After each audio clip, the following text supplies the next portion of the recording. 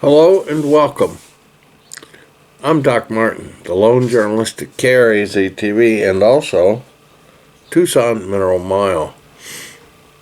This is an update on Seeking Grandfather. It will be our final broadcast about this project, and it is because it has been through many revelations and through continuing research, which of course you would want a journalist to do, that this project is being suspended. Whether indefinitely or not, this remains to be seen. However, the caveat is probably more or less true. The truthness of it is that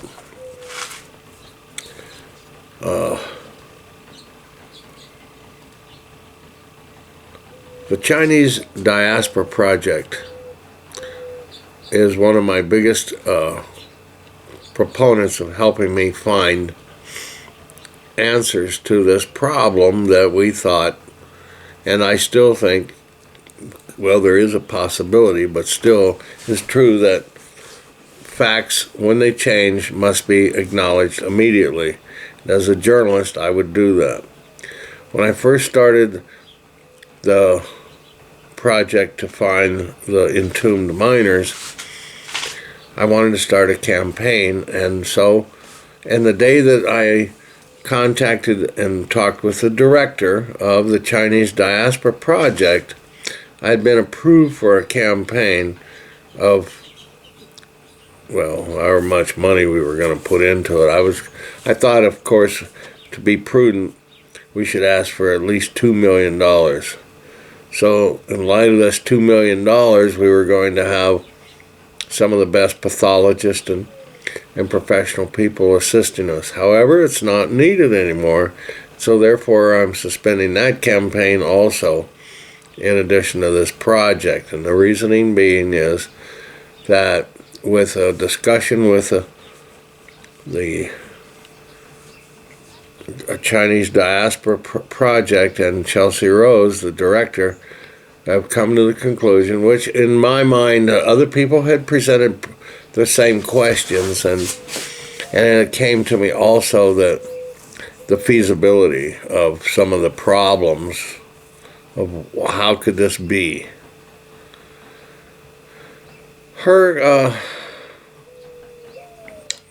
I spoke with her for several, less than 30 minutes, but we had a good talk, and it was eye-opening.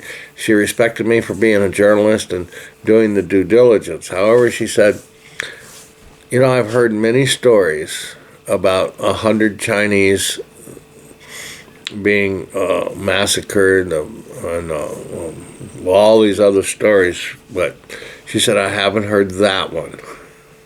So she said, it doesn't mean that it isn't true, but there's a good chance it probably isn't. And here's why. And so she went into speaking about the biggest story of the 100 Chinese were fishermen off the coast of Oregon that were put out or put in a vessel and sunk because of, dealing with fishermen rights and all that stuff. But she said, too, the Tongs. Now, she is in contact with a lot of people.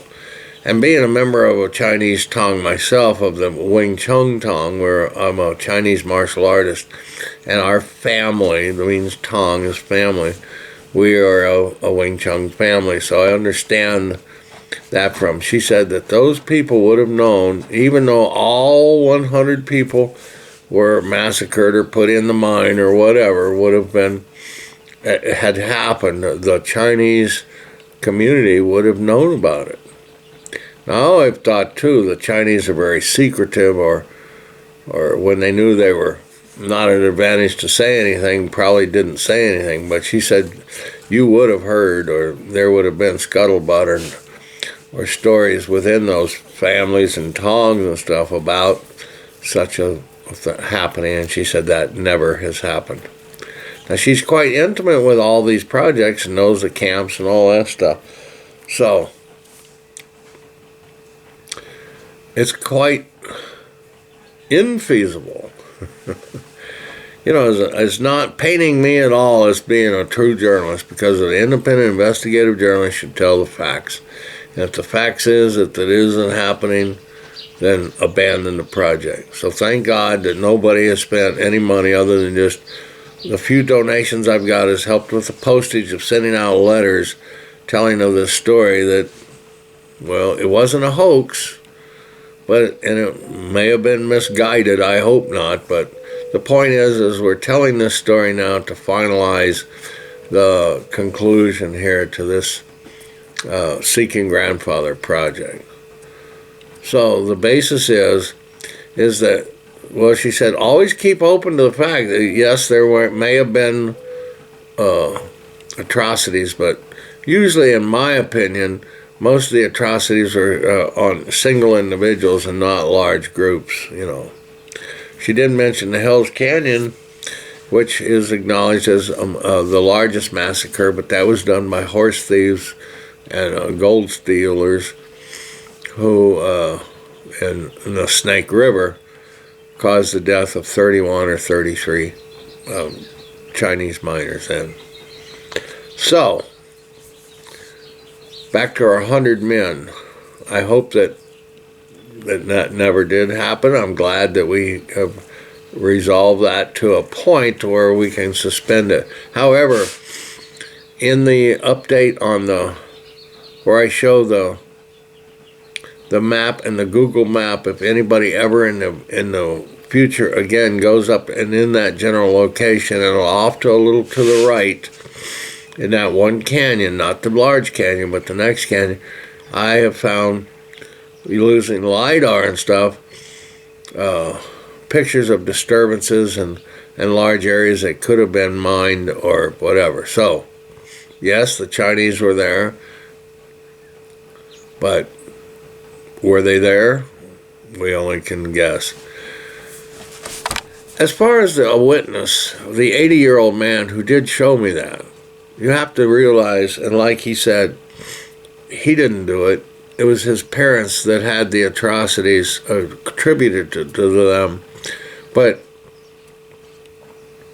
Chelsea Rose told me that, or related to me that in 1902, that's when the rumors of all these 100 Chinese here and 100 there were massacred, or 100 that happened to them, those incidences arose in the rumors, but she didn't understand why. And I thought instantly, I said, I think I could tell you why. It's because the frustration that happened, because they couldn't actually do anything, and the Chinese really weren't doing anything to hurt anybody, but people, quote, now I'm going to say this word, pissed off that the Chinese were getting gold or whatever, that they used those stories to frighten them. And so this frightening technique maybe put a kibosh about the stoppage of large assemblages of those camps and stuff, but apparently not. So the Diaspora Project goes on, and I'm happy for that. And I was willing quite to have them as the recipient of, if they would do the work, of this large grant that we were going to strive for. But all that's not necessary anymore. And the biggest joy is that that nobody actually died, and that this has been a thesis on relieving interdimensional suffering. So as my PhD in religion, of course, is furthered by this process of relieving the suffering, that we lay the myth to rest, and we see it in its finality as, well, something that we all gained out of it. And the biggest thing I hope we've gained out of it is take everything with a grain of salt, investigate fully, suspend belief on, well, most of your beliefs, because not everything you believe is true. And I don't know, I'm just going to ramble on here, so I'm going to have to get off here. But I want to thank everyone for listening, and I do hope that the letters that I sent out has caused a little stir in the community that we look back on it and say, well, Doc Martin was a fool for sending these out, but no, we needed to be reminded to a point. But now we've checked the facts, and there has been less suffering. And for that, I'm grateful. And I'm grateful to the Chinese Diaspora Project and all the other people, including Indiegogo, for giving me a chance. They said they just couldn't wait to see what the campaign would entail. But if it was all based upon a myth, then we surely don't want to have you part with your hard-earned dollars. So thank you for watching. Continue to watch KRAZ TV, the Tucson Mineral Mile, the Zero Channel, and we will keep the playlist going. Instead of putting the oldest first where I had the breaking news, I'm putting this broadcast and this show as being the first that you see to tell you of the suspension of the project. So thanks for watching, and it's been a pleasure being with you. Thank you so much. I'm Doc Martin for KRAZ TV and the Tucson Mineral Mile. Goodbye.